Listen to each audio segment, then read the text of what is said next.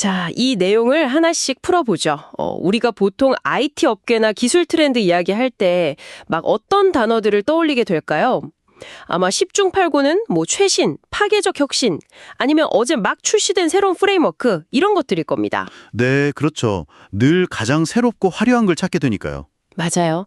특히 요즘처럼 AI가 인간 개발자 대신 키보드를 잡고 코드를 막 쏟아내는 시대에는 더더욱 가장 새롭고 복잡한 언어가 대세일 거라고 생각하기 쉽잖아요. 다들 그렇게 예상하죠. AI 시대니까 당연히 AI 전용의 뭔가 엄청난 도구가 필요할 거라고요. 그런데 말입니다. 오늘 우리가 파헤쳐볼 자료들을 보면 그 견고했던 고정관념이 완전히 진짜 산산조각 납니다. 네, 오늘 주제가 정말 흥미롭죠? 오늘의 심층 탐구 미션은 바로 이겁니다. 새로운 AI 코딩 에이전트 시대에 등장한 지 무려 20년이나 된 프레임워크랑 프로그래밍 언어가 왜 오히려 그 어떤 최신 기술보다 최고의 효율을 내고 있는가? 20년 된 기술이 최신 AI를 압도하고 있다는 거잖아요. 그러니까요. 그래서 수많은 벤치마크 테스트 결과부터 현업 개발자들의 날 것 그대로의 트윗, 그리고 가장 최근 샌프란시스코에서 열린 미트업 영상까지 샅샅이 뒤져봤습니다. 항상 새로운 인사이트를 갈구하시는 청취자 여러분을 위해 정보의 홍수 속에서 핵심만 쏙쏙 뽑아드리겠습니다. 정말 시의적절한 탐구입니다. 지금 소프트웨어 개발 생태계는 그야말로 거대한 패러다임의 격변기를 지나고 있거든요. 격변기요? 확실히 코딩하는 방식 자체가 달라지긴 했죠. 네, 과거에는 인간 개발자가 머릿속의 논리를 코드로 번역해서 키보드로 쳐내는 그 물리적인 생산 속도 자체가 병목이었습니다. 하지만 지금은 어떨까요? 지금은 뭐 AI 에이전트가 순식간에 수천 줄을 그냥 만들어버리니까요. 맞습니다. 그런데 이런 상황에서 아주 재미있는 역설이 발생하고 있어요. 코드를 짜는 주체가 인간에서 AI로 넘어갔는데 정작 AI와 가장 완벽한 호흡을 자랑하는 도구들은 방금 나온 최신 기술이 아니라는 거죠. 오히려 오랜 시간 다듬어지고 성숙해진 오래된 기술들이다. 네, 그게 속속 입증되고 있거든요. AI가 단순히 코드 자동완성을 넘어서 프로젝트 아키텍처 전체를 주도하는 지금, 왜 이 오래된 기술들이 제2의 전성기를 먹고 있는지 큰 그림을 들여다보는 건 아주 중요한 의미가 있습니다. 좋습니다. 그래서 가장 먼저 도마이에 올릴 자료가 루비 코어 개발자인 유스케 엔도가 직접 진행한 클로드 코드 벤치마크 실험 결과입니다. 그 결과 공개됐을 때 개발자 커뮤니티가 꽤나 술렁였죠. 진짜 난리 났었잖아요. 최근 가장 화제가 되고 있는 클로드 코드한테 다양한 프로그래밍 언어로 코딩 임무를 맡겨본 건데 솔직히 결과만 놓고 보면 좀 충격적입니다. 많이들 놀라셨을 거예요. 저는 당연히 AI 시대에 잘 맞는 언어라면 뭔가 굉장히 수학적으로 엄밀하거나 아니면 파이썬처럼 AI 학습에 많이 쓰이는 언어들이 상위권을 싹 쓸어갈 줄 알았거든요. 많은 분들이 그렇게 예상하셨습니다. 하지만 결과는 정반대였죠. 루비, 파이썬, 자바스크립트 같은 동적 타입 언어들이 비용, 실행 속도, 안정성 등 거의 모든 지표에서 압도적으로 뛰어난 성과를 보여줬습니다. 네, 맞아요. 심지어 그중에서도 대망의 1위는 무려 루비가 차지했습니다. 네, 놀라운 결과였죠. 실험 데이터를 보면 루비가 가장 적은 토큰을 사용했고 결과물로 나온 코드 길이도 가장 짧았고요. 임무 완료 시간까지 가장 빨랐다는 경이로운 기록을 세웠어요. 루비 온 네일즈 창시자인 DHH도 엄청 극찬했잖아요. 맞아요. DHH도 이 완벽한 성능을 극찬하면서 공유했더라고요. 근데 여기서 조금 의문이 생깁니다. 보통 코드가 짧으면 타자 칠 게 줄어드니까 당연히 빨리 끝나는 거 아닌가요? 여기서 정말 매력적인 점은 벤치마크 결과가 보여주는 수치, 그 이면의 원리입니다. 방금 말씀하신 것처럼 흔히들 LOC, 그러니까 코드 길이가 짧으면 AI가 처리할 텍스트가 줄어드니까 무조건 빠를 거라고 생각하기 쉽죠. 네, 저도 딱 그렇게 생각했거든요. 하지만 유스케 엔드의 분석을 깊이 들여다보면 그 가설이 완전히 틀렸다는 걸 알 수 있습니다. 틀렸다고요? 네, 이 실험이 증명해낸 건 AI 모델의 효율성을 결정짓는 핵심이 단순한 텍스트 길이가 아니라는 겁니다.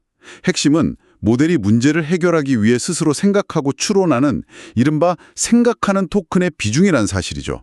생각하는 토큰. 이거 오늘 이야기의 첫 번째 핵심 키워드가 될 것 같네요. 맞습니다. 그러니까 AI가 단순하게 코드를 타이핑하는 시간보다 그 코드를 어떻게 설계할지 논리를 굴리는 시간이 훨씬 더 중요하고 비용이 된다는 뜻인가요? 정확합니다. 아주 직관적인 예시를 들어볼까요? 이번 실험 결과에서 오케멀이나 하스켈 같은 언어들의 데이터를 유심히 볼 필요가 있습니다. 아, 그 함수형 프로그래밍 언어들이요? 네, 이 언어들은 굉장히 고도의 추상화를 제공하기 때문에 결과물로 나오는 코드 길이 자체는 최상위권으로 짧았습니다. 코드는 엄청 짧게 나왔다. 그런데 막상 임무 완료에 걸린 시간이나 전체 소모 토큰을 보면 오히려 엄청 느리고 비효율적이었죠. 잠깐만요. 코드가 짧은데 왜 더 오래 걸리죠? 논리적으로 조금 모순처럼 들리는데요? 바로 그 지점이 생각하는 토큰이 작동하는 방식입니다. 오케멀이나 하스켈은 아주 짧은 코드 안에 엄청나게 복잡한 수학적 논리와 제약 조건을 압축해서 담아내거든요. 아, 꾹꾹 눌러 담은 거군요. 네, AI 모델 입장에서는 이 고도로 압축된 논리를 생성해내기 위해 내부적으로 수많은 중간 추론 과정을 거쳐야만 합니다. 이 타입이 저 타입과 맞는지, 사이드 이펙트는 없는지 끊임없이 연산하면서 보이지 않는 생각하는 토큰을 엄청나게 낭비하게 되는 거죠. 아, 머리를 너무 많이 써야 되는 언어구나. 반면 루비 같은 언어는 어떻습니까? 인간이 사용하는 자연어와 굉장히 유사하고 표현력이 풍부합니다. 읽기가 참 편하죠. 그렇죠.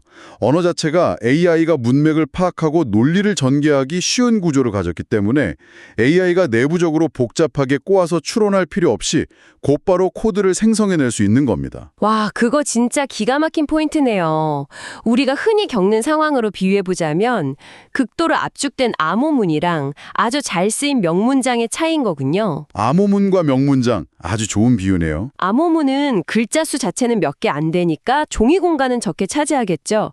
하지만 그걸 해독하고 진짜 뜻을 파악하려면 머리를 엄청 싸매고 몇 시간씩 고민해야 하잖아요. 맞습니다. 그 고민하는 시간이 다 AI의 연산 비용이니까요. 반면에 잘 쓰인 산문은 글자 수는 조금 더 길지 몰라도 한번 쓱 읽으면 뇌가 그 문맥이랑 의도를 바로 이해하게 되고요. AI 입장에서는 루비가 바로 그 해독하기 쉬운 명문장이었던 거네요. 네. AI는 기본적으로 거대한 텍스트 커퍼스를 학습해서 패턴을 인식하고 다음 단어를 예측하는 모델이잖아요. 그러니까 인간이 읽고 쓰기에 자연스럽고 문맥 흐름이 명확할수록 AI 역시 훨씬 매끄럽게 논리를 이어갈 수 있습니다. 쓸데없는 곳에 에너지를 낭비하지 않으니까 속도랑 비용 두 마리 토끼를 다 잡은 거군요. 바로 그겁니다. 단순히 짧은 코드가 아니라 AI의 인지적 부하를 줄여주는 표현력 높은 언어가 진정한 승자라는 게 이 벤치마크의 가장 중요한 통찰입니다. 프로그래밍 언어 차원에서 루비가 왜 AI장 찰떡궁합인지 확실히 이해가 가네요.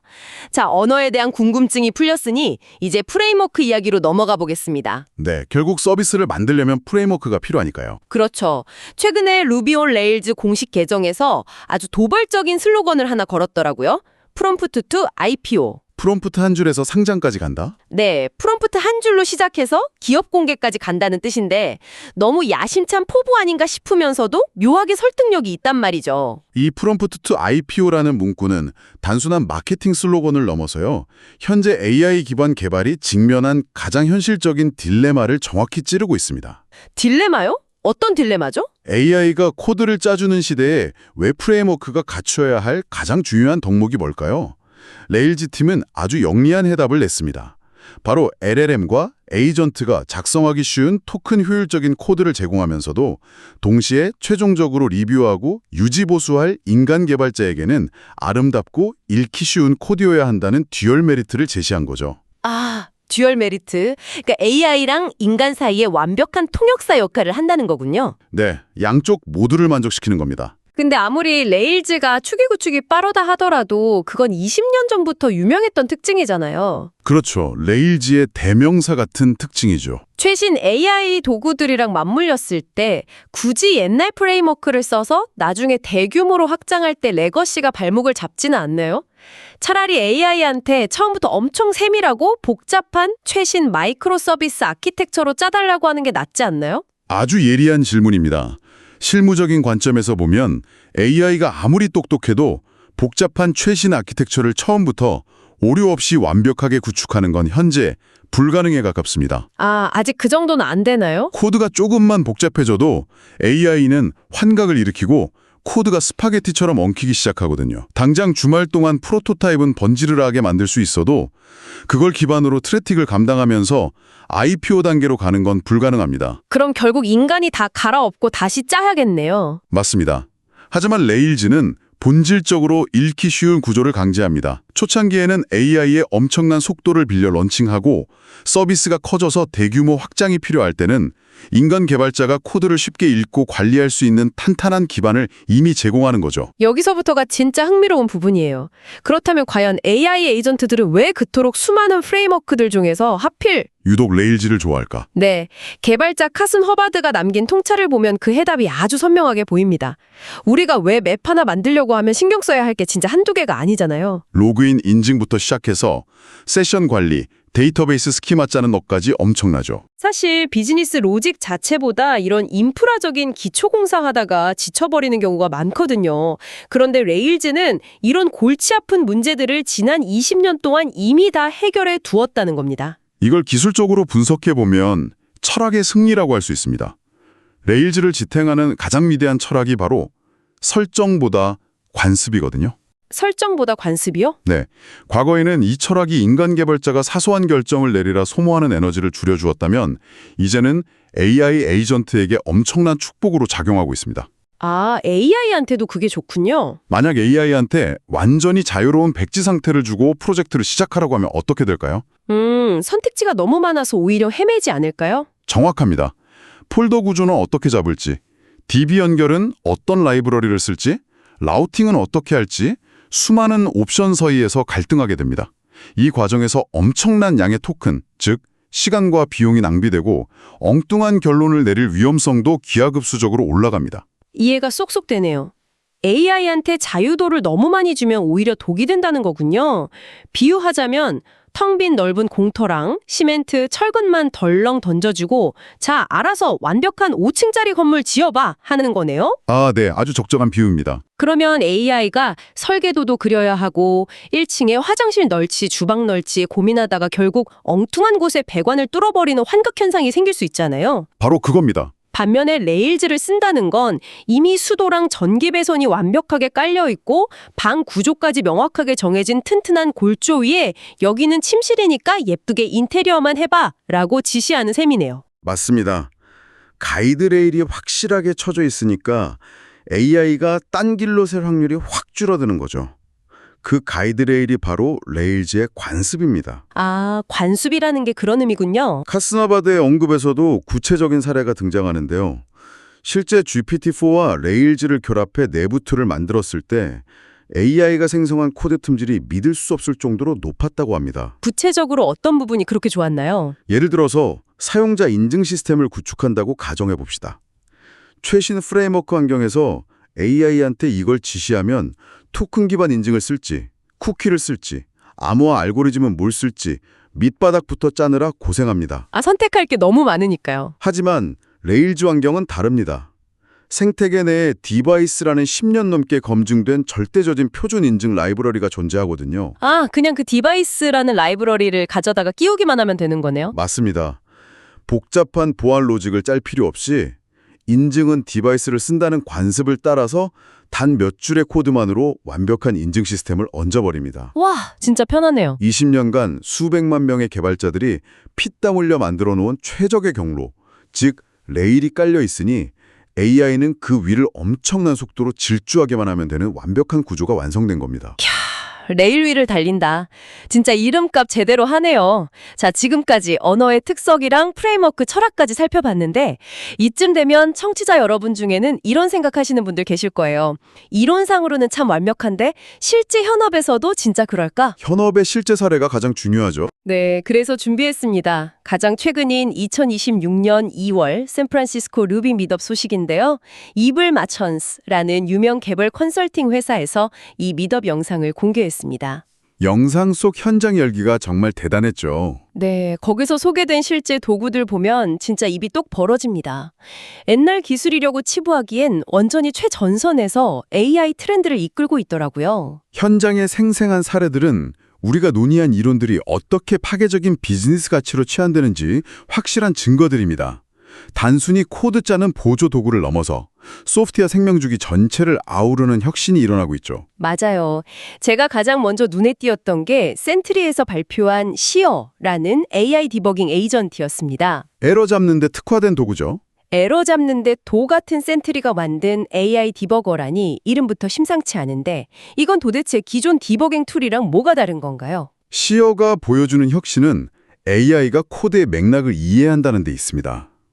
기존 정적 분석 도구들은 그냥 문법이 틀렸거나 뻔한 패턴의 오류만 찾는 수준이었죠. 빨간 줄 그어주는 정도였죠. 하지만 시어는 에이전트 기반입니다. 에러가 발생하면 에러가 난 줄만 보는 게 아니라 레일즈 프로젝트 전체 아키텍처를 뒤져가며 원인을 추론합니다. 전체 아키텍처를 다 본다고요? 네, 컨트롤러에서 이 파라미터를 넘겼는데 모델에서 검증을 통과하지 못했고 그 이유는 DB 마이그레이션이 누락됐기 때문이구나. 이런 식의 구조적이고 깊이 있는 디버깅을 스스로 해내는 겁니다. 그게 어떻게 가능한 거죠? 앞서 말씀드린 레일즈의 명확한 관습 덕분에 AI가 프로젝트의 전체 지도를 쉽게 머릿속에 그릴 수 있기 때문에 가능한 일입니다. 네요. 그리고 제가 개인적으로 제일 충격받았던 도구는 터스크 드리프트였습니다. 터스크 드리프트. 정말 혁신적이죠. 실제 서버에 들어오는 라이브 트래픽을 기반으로 자동으로 테스트 코드를 만들어준다고 들었는데 이게 왜 그렇게 대단한 건지 조금 더 자세히 설명해 주실 수 있나요? 테스트 코드를 작성하는 건 안정성을 위해 필수적이지만 사실 개발자들에게 가장 지루하고 고통스러운 작업 중 하나거든요. 다들 짜기 싫어하죠. 게다가 개발자가 상상해서 쓴 테스트 코드는 실제 현실의 복잡한 엣지 케이스를 다 커버하지 못하는 경우가 많습니다. 그런데 터스크 드리프트는 완전히 발상을 뒤집었습니다. 어떻게 뒤집은 거죠? 실제 사용자들이 서버에 접속해서 남기는 방대한 API 요청과 응답 트래픽, 즉 진짜 데이터를 AI가 실시간으로 분석합니다. 그리고 그 패턴을 바탕으로 완벽하게 작동하는 RSpec 같은 테스트 코드를 무에서 유로 생정해내는 겁니다. 인간이라면 그 방대한 로그를 다 읽는 것조차 불가능할 텐데요? 그렇죠. 하지만 AI에게는 가장 자신 있는 데이터 처리 영역인데다가 레일즈의 정형화된 구조 덕분에 어떤 부분에 어떤 테스트를 배치해야 할지 정확히 알 수 있는 거죠. 진짜 마법 같네요. 테스트 코드 짜기 싫어하는 개발자들에겐 구세주나 다름없겠어요. 게다가 레일즈랑 하드와이어 네이티브를 결합해서 만든 캘린더 비전이라는 LLM 기반 앱 사례도 아주 흥미로웠습니다. 네, 아주 중요한 사례입니다. 요즘 프론트엔드는 리액트 같은 걸로 화려하게 만들고 백엔드는 따로 구성하는 데 유행이잖아요. 그런데 오히려 옛날 방식처럼 서버에서 화면을 다 그려서 보내주는 하드와이어 방식을 AI 시대에 다시 꺼내 들었다는 게 참 신기했습니다. 그 부분이 바로 많은 개발자들이 간과하고 있는 핵심 기술적 우위입니다. 만약 AI한테 리액트로 프론트엔드 짜고 노드.js로 백엔드 짜고 그 둘을 연결하는 복잡한 API까지 다 만들어달라고 하면 어떻게 될까요? 아까 말씀하신 대로라면 엄청 헤매겠네요. 네, 토큰 사용량이 폭발하고 AI의 컨텍스트 윈도우가 꽉 차서 결국 길을 잃어버리게 됩니다. 관리해야 할 상태가 너무 많아지는 거죠. 너무 복잡해서 과부하가 걸리는군요. 반면에 레일즈와 하드와이어 조합은 서버에서 모든 비즈니스 로직과 화면 구성을 끝내고 완성된 조각만 클라이언트로 휙 던져주는 방식입니다.